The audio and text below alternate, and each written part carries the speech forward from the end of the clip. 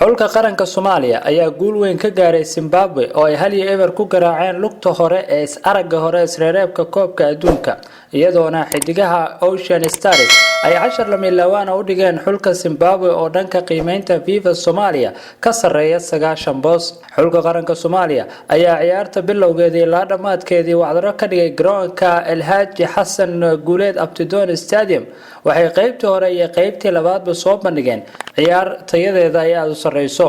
xulka Soomaaliya ayaa helay fursado aad u fara badan labada qayb ee ciyaarta balse kama aysan wada faa'iideysan iyagoo helay goolka guusha dhamaadka ciyaarta ka dhacday garoonka Djibouti oo hoy u ah xulka qaranka Soomaaliya ayaa kubadda baas iyo weerar leba soo bandhigtay iyaga oo kontroolka ciyaarta ka haystay xulka Zimbabwe oo u soo baxay koobkii ugu dambeeyay ee qaramada Afrika. Soomaaliya ayaa goolka guusha heshay kadib kubad rogaal celis ah oo ay qaadeen dhamaadkii ciyaarta iyadoo goolhaye Axmed uu fursad weyn ka beeniyay Zimbabwe laakiin daqiiqadii ku xigtay waxay Soomaaliya goolka shabaqa ugu shubtay xulka qaranka Zimbabwe.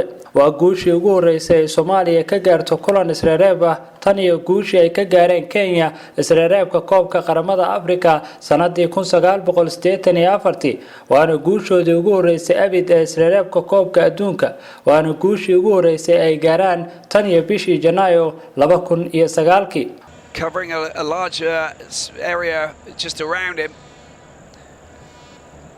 And at the other end, Somalia with the cross here. There's the header. Oh, I don't believe it. I don't believe it. Somalia have found the back of the net. That is quite incredible. But the ball's come out of the net, but they found the back of the net, and it all happened so quickly. There it is. There it is. What a remarkable victory. Somalia have produced an incredible win here against Zimbabwe. Ocean Stars ayaa tallaabo weyn u qaaday inay hore ugu sii socdaan isreereebka koobka Aduunka 2022 lagu qabanayo dalka Qatar iyagoo u baahan inay xaqiijiyaan guusha kulanka lugta labaad.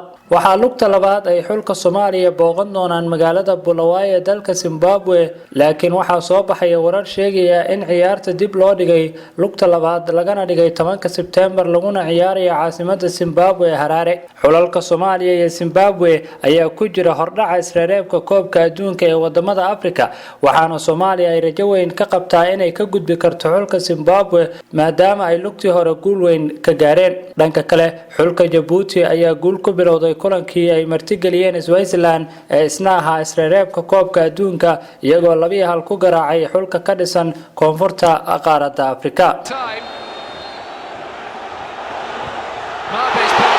Time he sends the goalkeeper the wrong way, and just look at what that means to the home players and fans here. And as it stands, we are in line for a major shock. And there we go. It's an equalising goal, and that is a big blow to Djibouti's hopes. What a thumping finish it was too.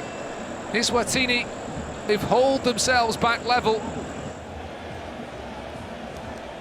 Might just be an opportunity again.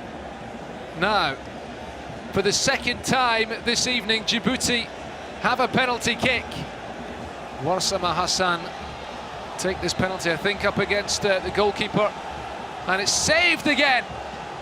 Not finished yet. A big double stop, and a third time. This time it's gone in. Incredible scenes. And the celebrations can begin. Djibouti may well be heading towards a famous victory. wadamada qaaradda Afrika waxay hardan u galaan 4 sanaba mar ka qaybgalka koobka Aduunka oo ah dhacdo ay qabtaan xiriirka kubadda cagta dunida ee FIFA waxayna xaq u leeyihiin kaliya 5 wadan. Afrika guud ahaan waa 54 wadan sida daraadeed 49 wadan ayaa daawan doona tartanka xiisaha badan ee 4 sanaba mar la qabto halka 5 wadan ay qaaradooda matali doonaan. waxaa jira qiimeyn ay hay'adda FIFA ku samayso dhammaan wadamada dunida sida daraadeed Afrika waxaa loo qaybiyay 2 qaybood si loo agaasimo hanaanka isreereebka koobka Aduunka. 28 wadan ee ugu darajo hooseeya Afrika ayaa lagu bilaabaa mar walba wareega koobaad ee isreereebka. Soomaaliya ayaana ka mid ah wadamada ku jira darajooyinka ugu hooseeya dhanka qiimeynta. Zimbabwe waa dalka 27aad ee qiimeynta halka Soomaaliya ay tahay midda 53aad. wareegan waxaa la ciyaaraa 2 jeer oo xulka marna isagu marti yahay marna uu yahay martigeliye waxaana soo bixi doona 14 wadan. 26 darajada ugu sareeya oo ay ka mid yihiin wadamada Senegal, Masar, Nigeria, Ivory Coast, South Africa, Algeria ayaa lagu dari doonaa 14 wadan ee wareegan ka gudba taasi oo wadar ahaan ka dhigi doonta 40 wadan. waxaa la gali doonaa wajiga labaad ee isreereebka 10 group ayaa loo qaybin doonaa 40 wadan ee soo baxay. haddii Soomaaliya ay ka soo gudubto Zimbabwe waxa ay ku group noqon doontaa mid ka mid ah wadamada waaweyn. 10kaas group ee ka kooban midkiiba 4 kooxood waxay ciyaari doonaan 2 kulan oo ah mar xulka uu isagu wax marti gelinayo iyo mar uu isaga marti yahay. kaliya wadanka kaalinta koowaad gala ayaa ka soo bixi doona group walba taasi oo ka dhigan in 10 wadan kaliya ay soo gaari doonaan marxaladda saddexaad ee isreereebka koobka adduunka. 10kaasi wadan ee soo baxay ayaa la isku jebin doonaa oo la isugu dhufan doonaa min 2 xul. waxay ciyaari doonaan kulamo minan iyo marti ah waxaana ugu dambeyntii la heli doonaa 5 wadan ee Afrika uga qayb galaya koobka adduunka 2022 qadar lagu qabanayo. Soomaaliya weligeed kama gudbin marxaladda koowaad sida taariikhda ku xusan waxaana laga sugi doonaa haddii ay Zimbabwe ka gudbaan oo ay heerka gruubyada galaan. taasi waa tallaabo horumar leh inkastoo ka qaybgalka koobka adduunka ay tahay rajo lama filaan ah maadaama ay jiraan in ka badan 10 wadan oo xoog leh isla markaana doonaya ka qaybgalka koobka adduunka. guushii ugu horeysay inta la xasuusto ay Soomaaliya ka gaartay isreereebka koobka adduunka waxaan la rajeynayaa inay u gudubto marxaladda labaad iyo waliba tan saddexaad.